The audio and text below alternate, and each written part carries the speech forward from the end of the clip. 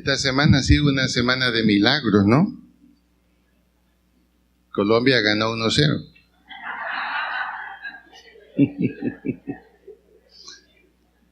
Cuando aún los comentaristas deportivos decían, nos conformamos con un empate, ojalá sería una victoria, un empate. Pero por Chile no se preocupó nadie, nos metieron 3-0. Y la gente se pregunta si somos el campeón de América o no. Bueno, así es la vida. Esperemos el segundo milagro el martes. Sí, porque la estadística dice que ellos nunca han ganado en Barranquilla. Uruguay nunca ha ganado en Barranquilla. Algo pasa con el calor y la humedad con ellos. Así que esperemos ese milagro. Hay una cosa que quisiera comentarles en esta mañana. Por ejemplo, nosotros hemos planteado que nuestra posición como iglesia cristiana frente a la ideología de género es negativa. No estamos de acuerdo. No está de acuerdo con lo que plantea la Biblia. Afirmamos nosotros que el Señor hizo los dos sexos y los dos roles. Pero en esta mañana yo quiero que pensemos hacia dónde nos lleva pensar así. Estamos pensando en forma correcta. Los principios están allí. Pero ¿cuál es el problema? Especialmente para nosotros los varones.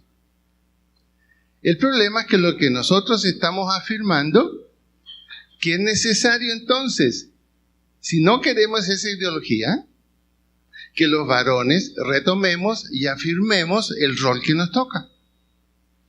Así que de pronto nos estamos pisando los pies nosotros mismos.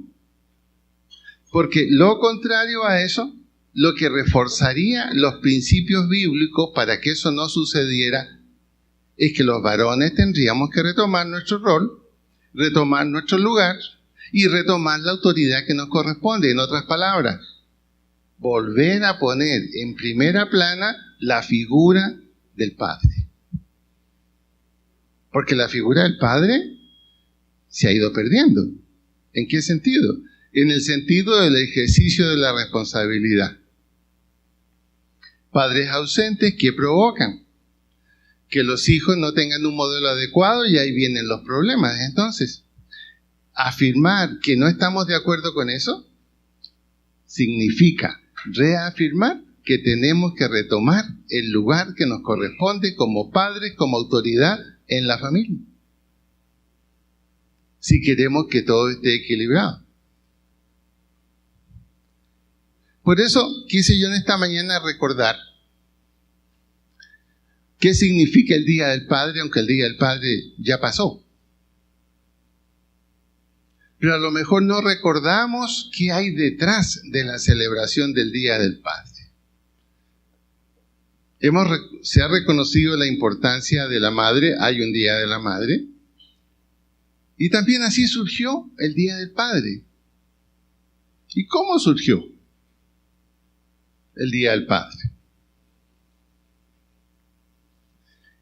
No fue la idea de un hábil comerciante para tratar de vender productos o generar inversiones en regalos. No surgió así.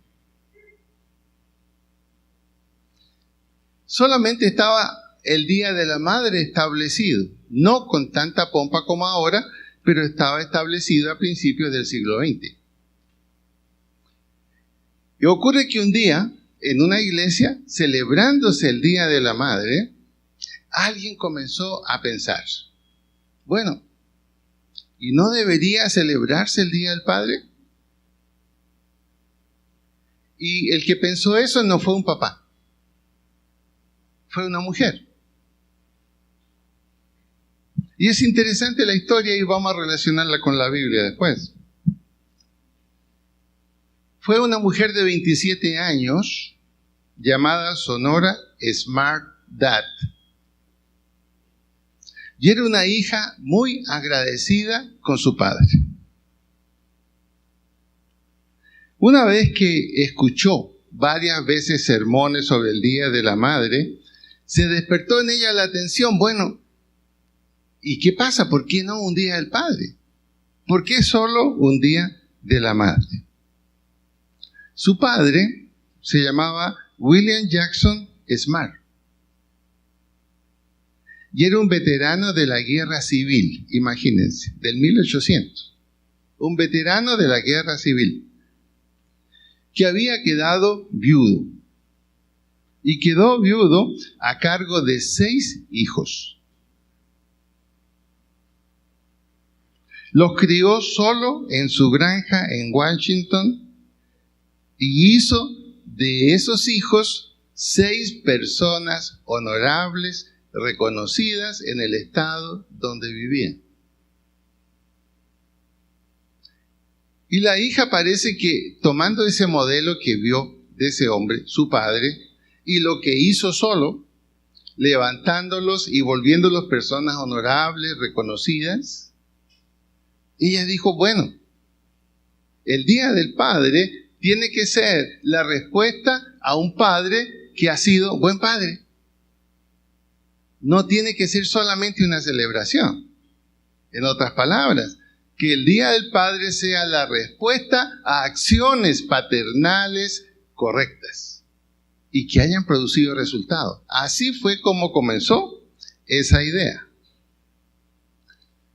Ella comenzó a promocionar el Día del Padre, a promover la idea. Comenzó en el pueblo donde ella vivía. Y así fue que el primer domingo de junio fue la primera celebración en Spokane, Washington, en una iglesia que se celebró el Día del Padre. El tiempo fue pasando y ella lo puso en esa fecha porque era la fecha del cumpleaños de su padre. El tiempo fue pasando. Al principio, la idea provocó risa. Y solo se celebraba en esa pequeña iglesia donde ella asistía. Pero lentamente comenzó a influir en el pueblo. Y comenzaron a celebrarse los días del Padre. Ampliamente se celebró el Día del Padre en varios lugares el 19 de junio de 1910, siempre la fecha en que había nacido el papá de ella. Comenzó esta idea a pasar a otros estados, a otros condados, hasta que la noticia llegó al presidente de Estados Unidos, el presidente Calvin Coolidge. Y él dijo, vamos a hacer del Día del Padre una celebración nacional. La idea fue creciendo. Hasta que en 1966 el presidente Lyndon Johnson firmó una proclamación presidencial que declaraba el tercer domingo de junio como el Día del Padre. Entonces, ¿qué estaban reconociendo ahí? Algo bien sencillo. La celebración es consecuencia de una acción cumplida. No es solamente una celebración por celebrar. Es el reconocimiento a una tarea cumplida. El reconocimiento a una figura paternal. El reconocimiento a un modelo que funciona. De ahí entonces que la figura del padre tiene una importancia tremenda en la familia. Solamente el hecho de pensar que esa celebración fue el resultado de un hombre viudo, soldado, jubilado de la guerra civil, y que en una granja levanta 6 hijos y se vuelven personas honorables y de renombre en el lugar donde vivían, es una tarea a la cual cualquier padre debería aspirar. Ahora, ¿dónde encontramos en la Biblia un modelo más o menos así? Hay un modelo de un padre no creyente que sí cumplió la tarea de padre. Y tuvo la oportunidad de estar con Jesús. Vamos a ir a Lucas 8, 40 al 56. Es un padre incrédulo, o sea, no es un creyente. Lucas, capítulo 8, versículo 40 al 56.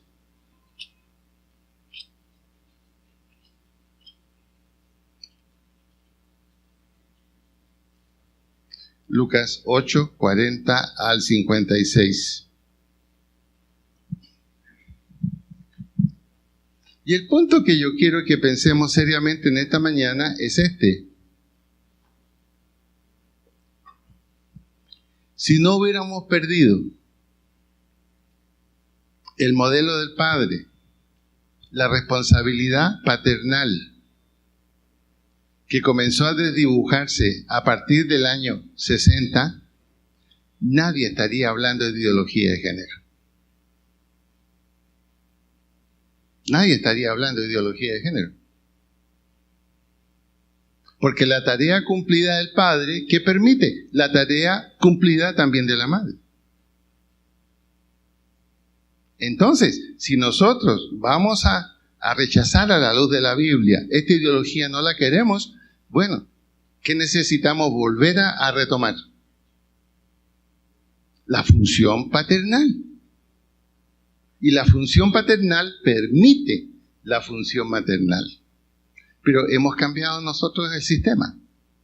Y por eso estamos ahora en la lucha ideológica de este 2016. Ahí hay un padre que se llama Jairo. Versículo 41. Cuando volvió Jesús, le recibió la multitud con gozo porque todos le esperaban.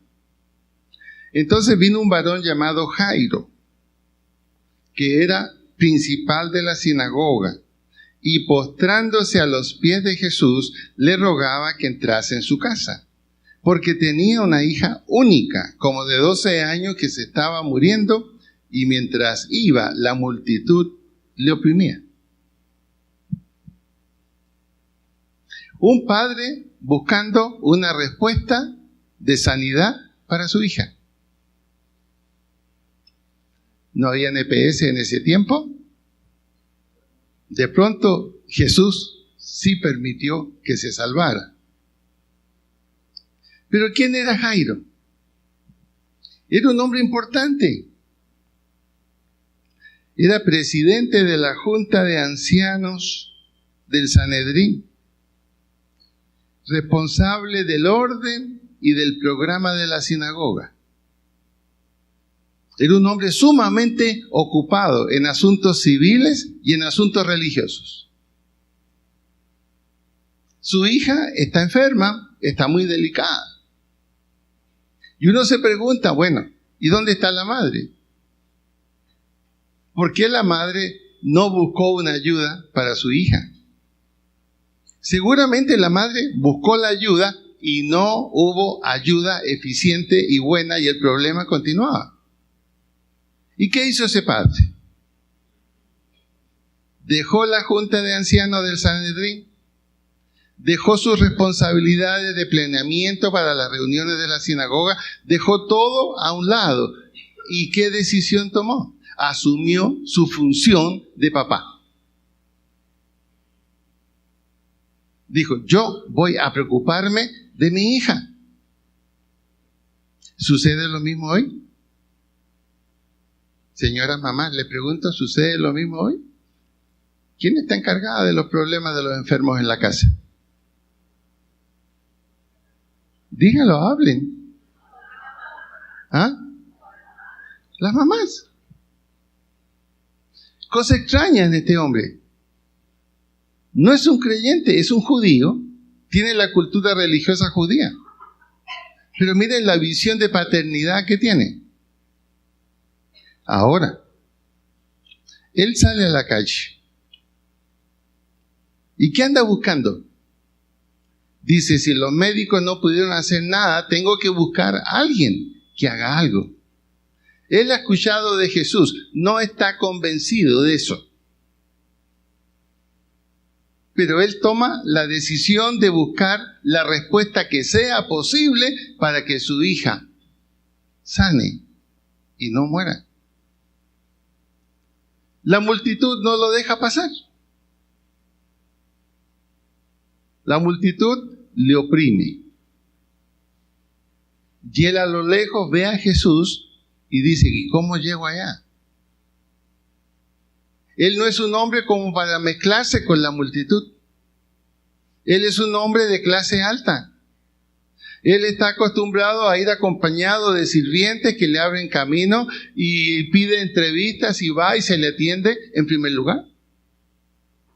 Pero aquí sale como cualquier hijo de vecino, como cualquier judío pobre y se mete en la multitud.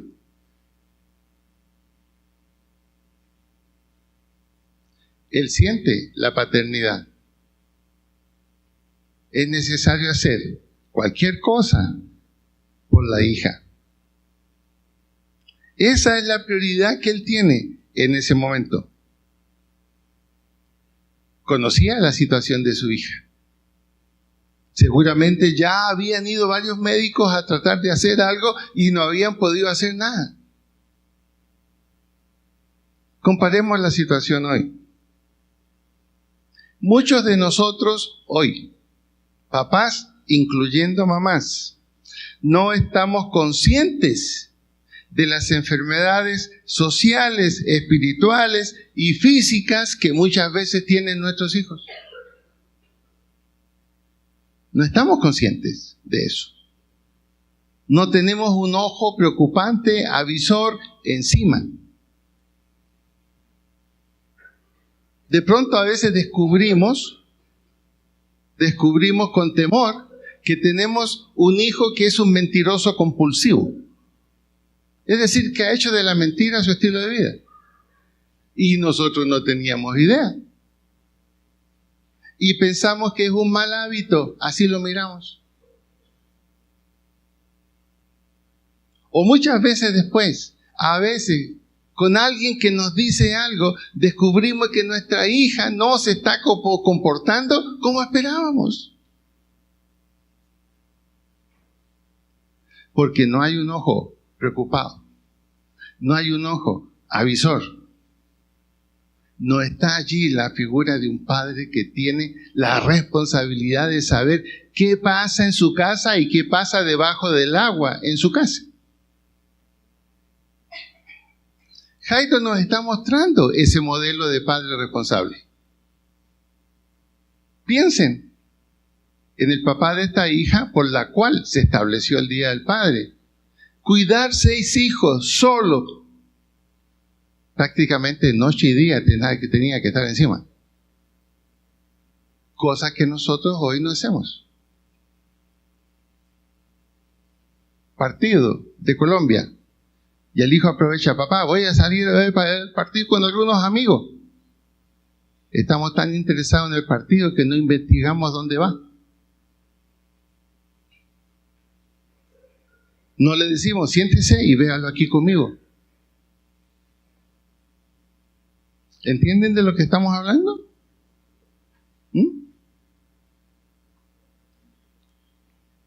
Muchas veces los problemas o los peligros que se plantean para la familia no son causados por un gobierno o por un sistema filosófico y social que quiere acabar con la familia.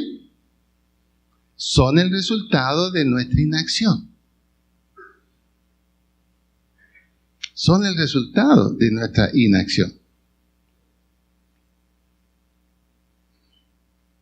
Ahora, a veces, cuando los padres descuidamos nuestro rol, a la madre le toca hacer lo que no le corresponde. Miren Cantares 1:6.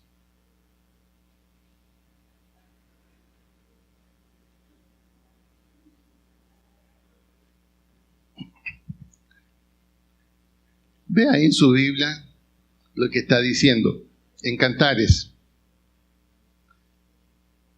Una mujer morena se siente criticada por su color de piel. Cantares 1:6. Se siente criticada por su color de piel. Dicen que soy morena. Luego ella da la explicación por qué.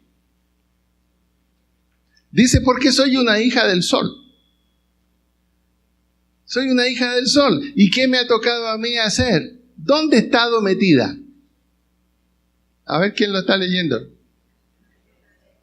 ¿Dónde ha estado metida? ¿Ah? ¿En las viñas de quién?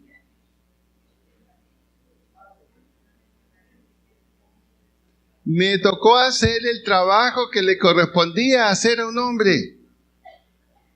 Y por eso mi piel está como está y dicen que soy morena. ¿Se fijan que nada nuevo bajo el sol? Lo que no hace el que tiene la responsabilidad, ¿a quién le toca hacerlo? Al que no tiene la responsabilidad, pero está allí para llenar el hueco que queda vacío. Esto es lo que ha pasado hoy con la exagerada función maternal. Repito, esto es lo que ha pasado hoy por la exagerada función maternal. La han tenido que hacer porque a quien le corresponde no lo hemos hecho. No los hemos hecho.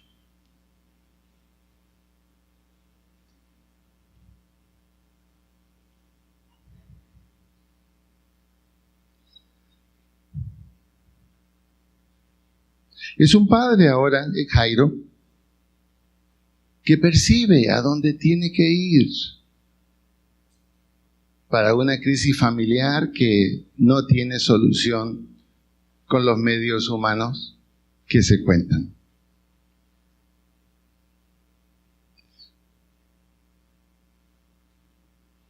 Versículo 41. Volvamos al 41.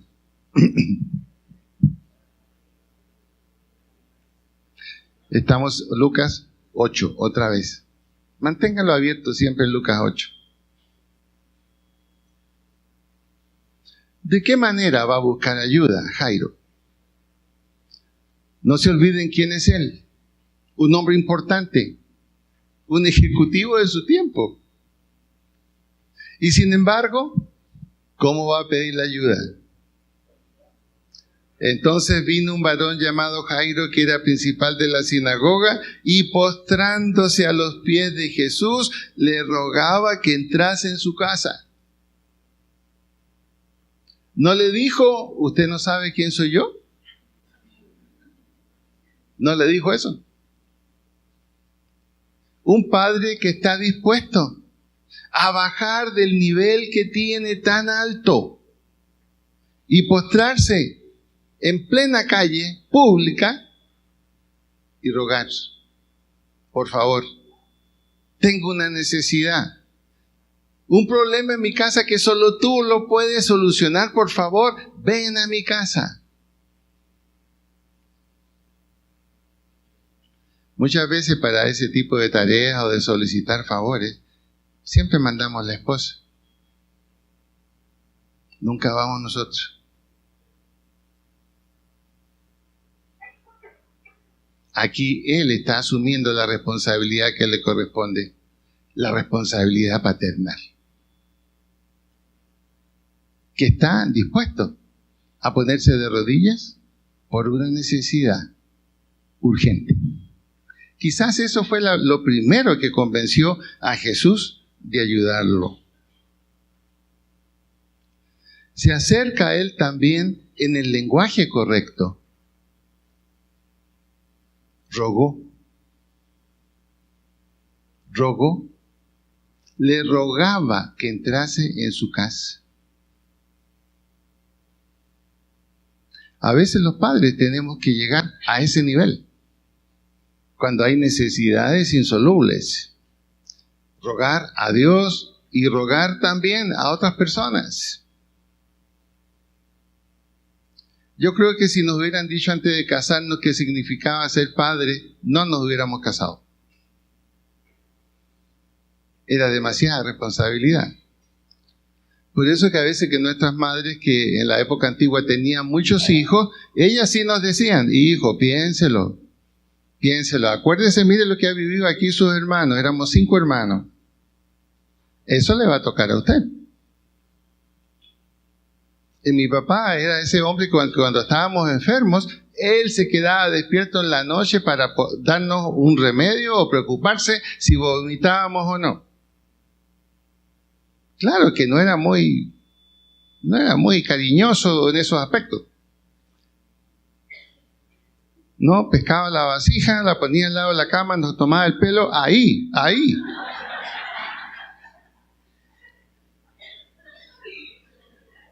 Pero nosotros lo agradecíamos, reconocíamos eso. Y a mí me quedó lo mismo. Eugenia es testigo.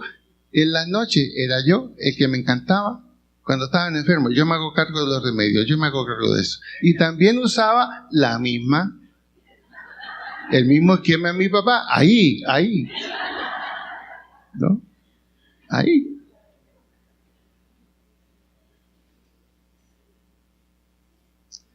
Rogó.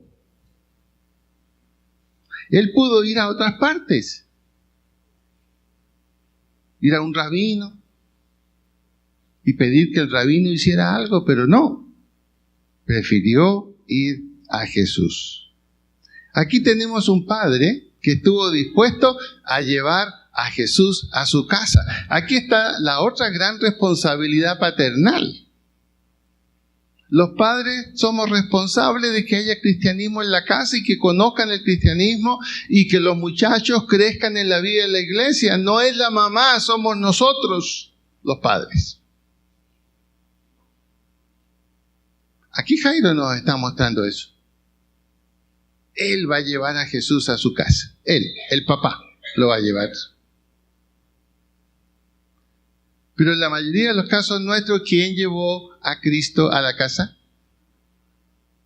¿La mamá? ¿La mujer? Y si les pidiera que levantaran la mano, a ver, levanten la mano. ¿Cuántas ayudaron a que sus esposos creyeran en Cristo? Levanten la mano. Bajen la mano. ¿Cuántos papás convencieron a la esposa acerca de Cristo? Levanten la mano. 1, y sigue con dificultad, ¿sí? Sí, costó, pero bien. 1. ¿Qué estamos diciendo entonces? ¿Ah? ¿Qué estamos diciendo? Ahí está lo que estamos hablando. Pero hay una cosa, las mamás no se sientan tan orgullosas. Lo importante es que lo llevaron, pero hay que mantenerlo ahora. Hay que mantenerlo.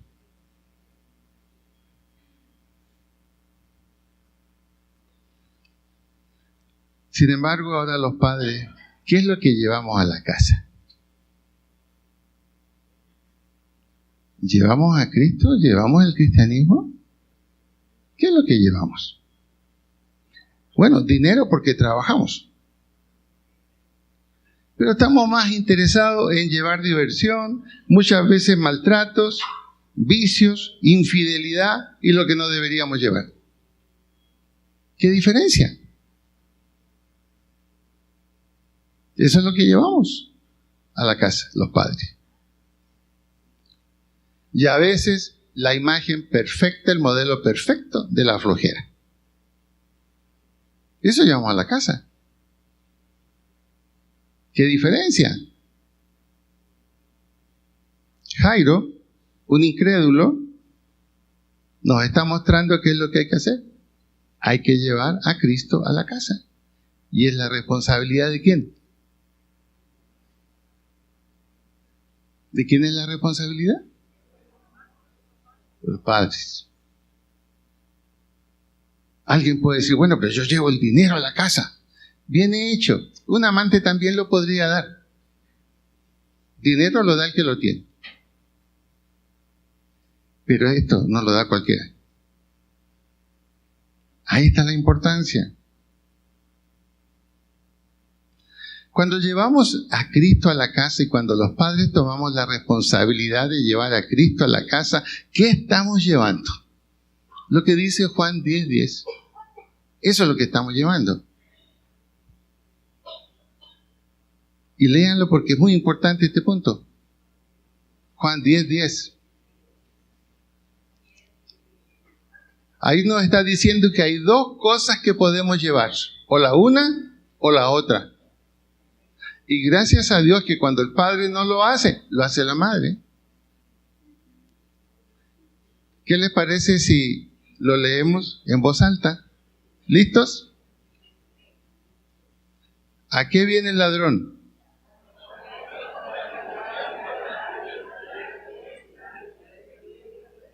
¿Y a qué viene Cristo?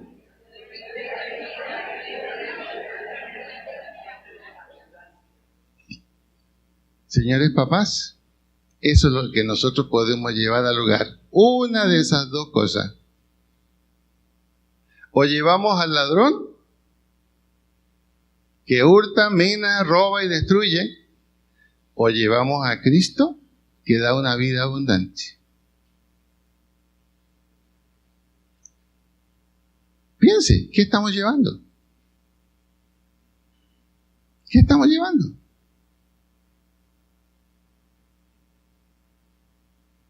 Obviamente que llevar al Señor Jesucristo a la casa representa muchos desafíos para nosotros los padres. Son muchos los desafíos. Primero, en el versículo 42 de Lucas 8, donde estábamos, se nos habla que un freno para lo que el padre quería lograr y hacer era la multitud. La multitud lo oprimía y no lo dejaba pasar. A nosotros también nos oprime la multitud. ¿Cuál multitud? Los compañeros de trabajo que no creen. Los amigos que no creen. Las distracciones que tenemos. Es una multitud de frenos, de variables, de distractores que tenemos los padres. Por ejemplo, se los digo, nos sentimos muy contentos por lo que Dios hizo el domingo pasado y muchas iglesias se sintieron contentas porque implicaba la posibilidad de revisión de algo, no de terminar con eso. Se programó una vigilia de acción de gracias en varias iglesias. No he tenido oportunidad de conversar con otros pastores cómo fue en otras iglesias. El lunes vamos a tener una reunión. Y alguien dijo, pero pastor, vamos a competir con el partido. ¿Cierto? Sí, era cierto. Era cierto, vamos a competir con el partido. Nos faltó un cristiano caritativo que me sugirió, ¿y por qué no cambiamos la vigilia para el viernes, pastor? Dije, no se puede, es un programa que estamos haciendo en toda la ciudad. Vinimos 35 el jueves y tuvimos la vigilia de acción de gracias y cómo echamos de menos a otros. Ahora yo le pregunto, de pronto me va a decir exagerado, pero ¿qué modelo le estamos dando a los hijos? Le estamos mostrando qué es lo importante y qué es lo que no es tan importante. Aquí nosotros nos enteramos un poco del partido porque hubo un solo grito en la calle y sabíamos que era gol. No estábamos escuchando el partido, pero sabíamos que ese grito era gol. Y escuchamos un solo grito. Y dijimos, por lo menos empataron. Y después la sorpresa, la oración que hicimos aquí por la selección. Ahí tiene un ejemplo. Ahí tiene un ejemplo. Hay una multitud con distintas opciones que nos oprime y nos saca de donde debemos estar. Por eso es que es una tarea compleja, es una tarea difícil. Versículo 49 de Lucas 8. Lo vamos a leer en voz alta. ¿Están listos? Tenía abierto ahí en Lucas 8, ¿cierto? Ok.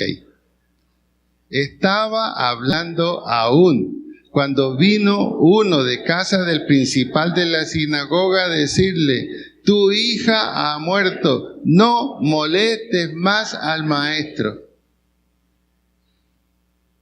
A veces el problema no viene de la gente que nos rodea, a veces viene de la propia casa. Vino alguien de la casa. Mira, estás perdiendo el tiempo allá. Ya no más. Tu hija se murió. Vuélvete a la casa. Estás haciendo ya el ridículo. Vuélvete a la casa. Muchas veces la oposición que tenemos para que Cristo sea el centro en el hogar viene de la propia familia.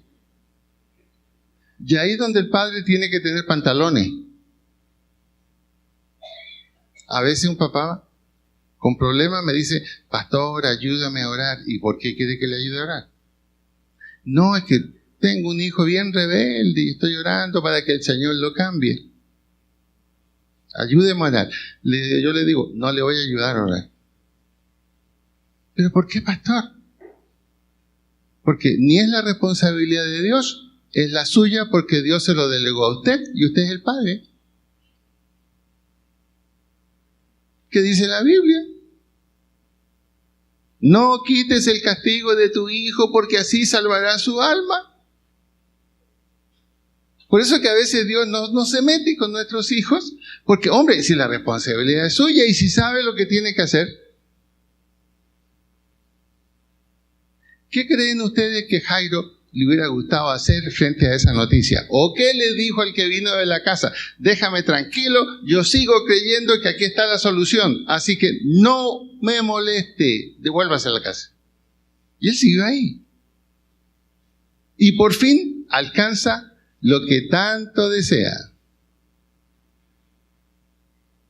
Habla con Jesús.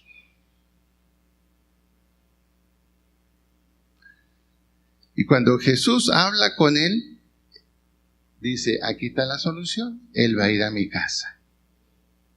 Y Jesús se apresta a ir a la casa, pero en ese momento, ¿qué sucede? Mire lo que dice la Biblia. Versículo 43.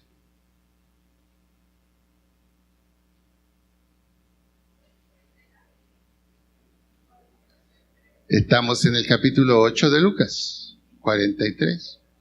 Pero una mujer que padecía flujo de sangre desde hacía 12 años y que había gastado en médicos todo cuanto tenía y por ninguno había podido ser curada, se le acercó por detrás y tocó el borde de su manto y al instante se detuvo el flujo de sangre. Y si mira con cuidado el versículo 42, ya ambos estaban caminando hacia la casa. Jairo y Jesús, pero la multitud no los dejaba pasar. Y Jairo dijo: ya lo tengo aquí al lado para ir, que vaya conmigo. Y en ese momento Jesús se detiene. Espera un poquito. Tengo que saber quién me tocó. Pero ¿qué importancia tiene quién te tocó? Mira, estamos rodeados de una multitud. No, Señor, espérate, tranquilo. Parecía un comentarista. Tú, tranquilo, ¿cierto? Tranquilo. Y Jesús pregunta: ¿quién me ha tocado? ¿Y qué importancia tiene que alguien me haya tocado? Pedro le dice: oye, por favor, ¿quién sabe quién te habrá tocado? ¿Y qué importancia tiene? Y Jairo: vamos, vamos. Ya lo había conseguido que fuera. Pero la mujer insiste y confiesa: yo te toqué. Y en cuanto te toqué, quedé sana del flujo de sangre que yo tenía. O sea, tenía una menstruación que no paraba y venía 2, 3, 4, 5 veces en el mes.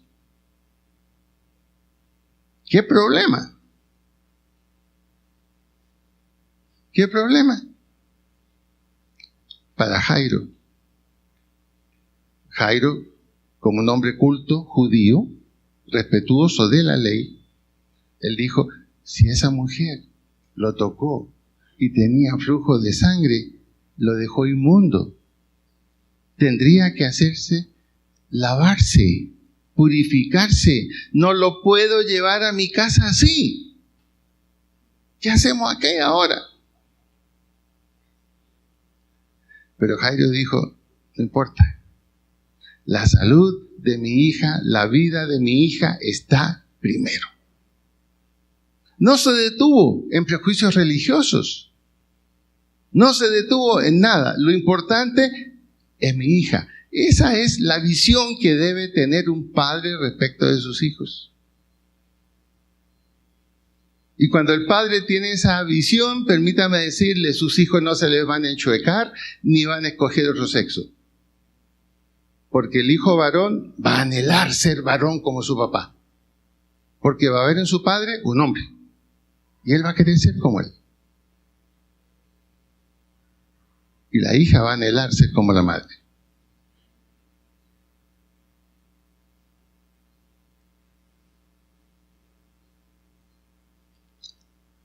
Versículo 50, después de esa mala noticia que le trajeron, y Jairo seguía ahí parado, como esperando algo más. En el 50, Jesús le dijo, mira, no temas,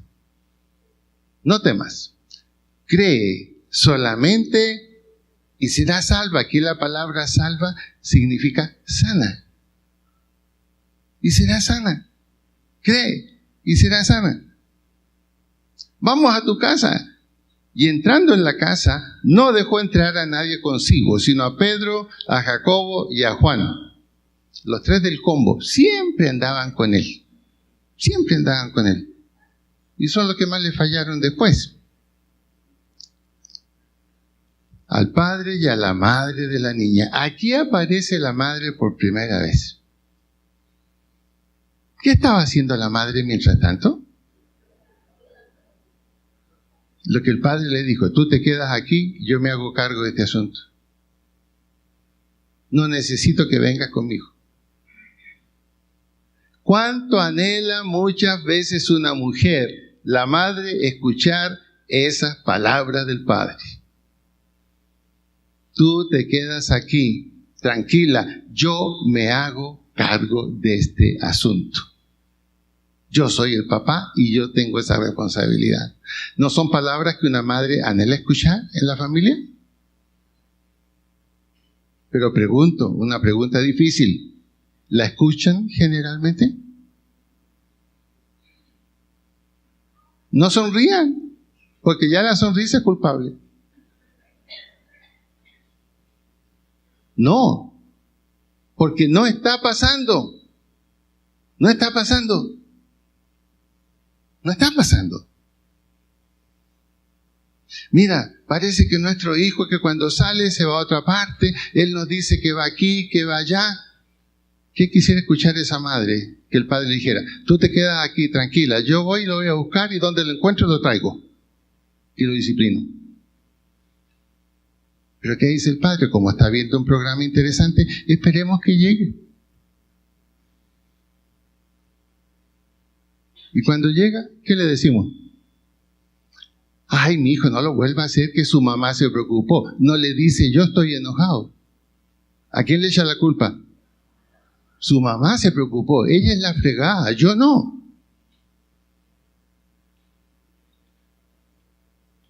Aquí nos está dando una lección un padre que no es creyente. Y ese Jairo va a quedar creyente ahora. Entrando en la casa. ¿Cómo estaban en la casa? Versículo 52. Ya estaban preparando el funeral. Ya habían contratado las lloronas, habían llegado las lloronas y estaban llorando. Era la costumbre de la época. Un buen funeral se caracterizaba porque se contrataban mujeres especialistas en ir a llorar. Sí. Ya estaban las lloronas ahí ya. ya preparando el funeral. ¿Y qué dijo Jesús? No lloren, no está muerta sino que duerme.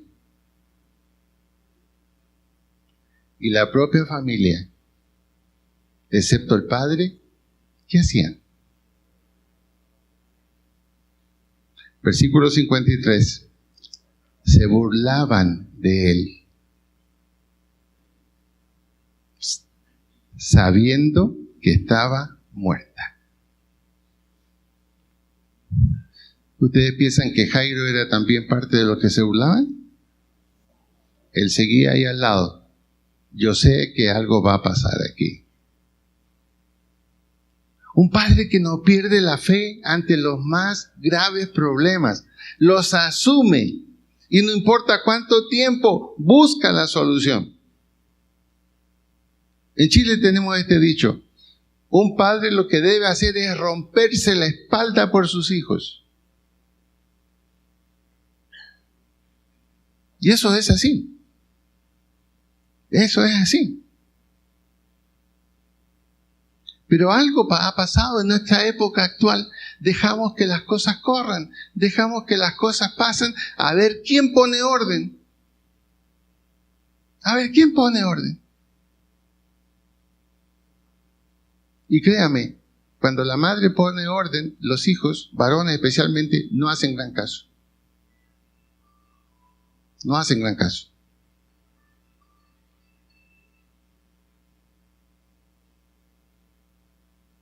Si nosotros estamos hablando que no queremos una ideología de género que va a trastornar el crecimiento de los hijos desde su más tierna edad y vamos a tener una sociedad que no nos gusta, entonces, aparte de hacer esa crítica que es válida, tenemos que retomar el modelo que nos corresponde como papás. Si no, mejor que no critiquemos nada. Porque el problema de fondo es eso. Los padres dejaron de ser padres.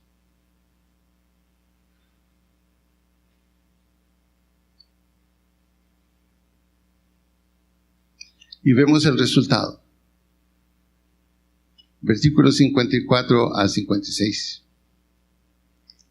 Mas él, tomándola de la mano, clamó diciendo: muchacha, levántate. Entonces su espíritu volvió, e inmediatamente se levantó, y él mandó que se le diese de comer. Enfermo que come no muere, decimos en Chile. Ahí está la evidencia. Enfermo que come no muere. A veces tengo un amigo que, uy, estoy tan enfermo, me siento tan mal, no puedo respirar, pero le traen un buen desayuno. Enfermo que come, digo yo, no muere. No muere. Y sus padres estaban atónitos, pero Jesús les mandó que a nadie dijesen lo que había sucedido. Miren lo que hizo el padre. El padre supo dónde ir por una solución. Número 1. El padre supo dónde ir por una solución. La solución era que Cristo estuviera en el centro de ese hogar. En segundo lugar, lo buscó con la actitud correcta. ¿Cuál es la actitud correcta? De rodillas. Así como Jairo se postró de rodillas. Hay un libro que dice lo que sucede cuando las madres oran por sus hijos. Algún día se escribirá el libro El tremendo milagro que sucede cuando un padre se arrodilla por sus hijos. Eso es lo que necesitamos. Eso es lo que necesitamos. Llevó a Jesús a su casa. No quedó solo como una experiencia personal. Lo llevó a la casa. Y al llevarlo a la casa, ¿qué mensaje le dijo a toda la familia? Señores, estoy creyendo en Él, por eso lo he traído. Y quiero que lo que Él dice, lo hagamos aquí también en la casa. ¿Qué cambio se va a producir así de esa manera? Por supuesto que va a haber un cambio.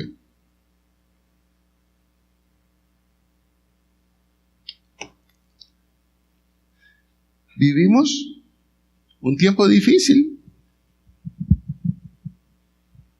Pareciera que un día las cosas están claras, otro día no están claras. Esperamos que todo resulte bien. Pero hay una cosa que usted tiene que saber. Pase lo que pase. Pase lo que pase. Lo que perdura, lo que persiste, es el modelo del hogar. Pase lo que pase. Hogares judíos pudieron sobrevivir en el Imperio Romano, donde reinaba el paganismo y toda clase de barbaridades. Hubieron hogares que no fueron afectados. Y gracias a esos hogares cristianos y al trabajo de los apóstoles, el cristianismo nos llegó, no sucumbió. Por eso, la promesa del Salmo 127. Si Dios no edifica la casa, la familia, en la cabeza del Padre, es difícil lograrlo. Es difícil lograrlo. Esa tiene que ser nuestra respuesta en este día de hoy, en esta época en que estamos viviendo. Es la respuesta.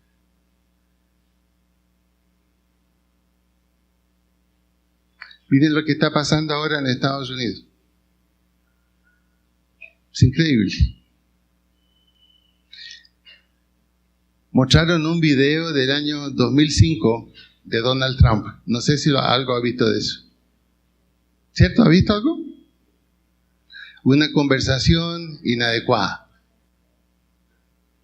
Y con base en ese video, entonces, Donald Trump no es un buen candidato para la presidencia.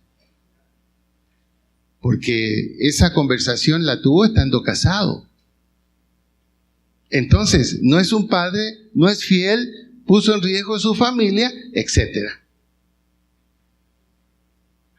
Y ya Trump dijo cuál va a ser la respuesta que él va a dar esta noche, cuando tenga el encuentro con Hillary Clinton.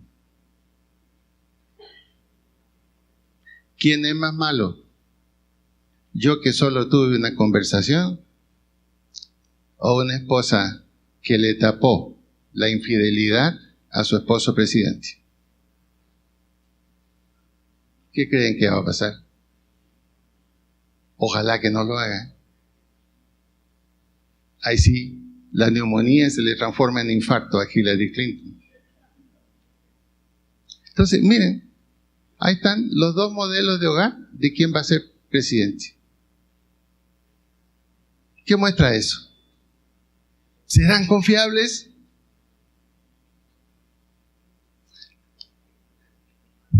Gracias a Dios tenemos una responsabilidad pequeña nosotros con nuestra propia familia, con nuestro propio mundo.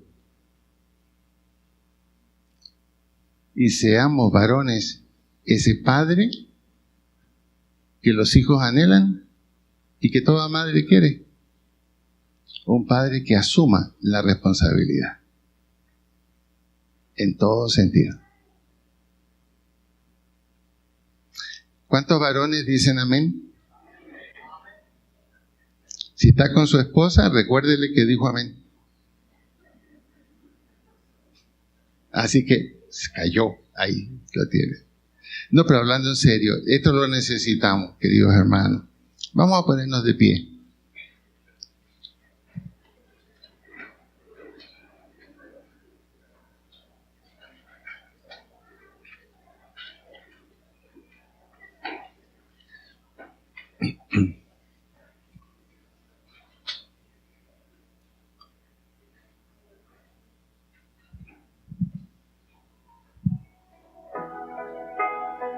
Vamos a inclinar nuestra cabeza.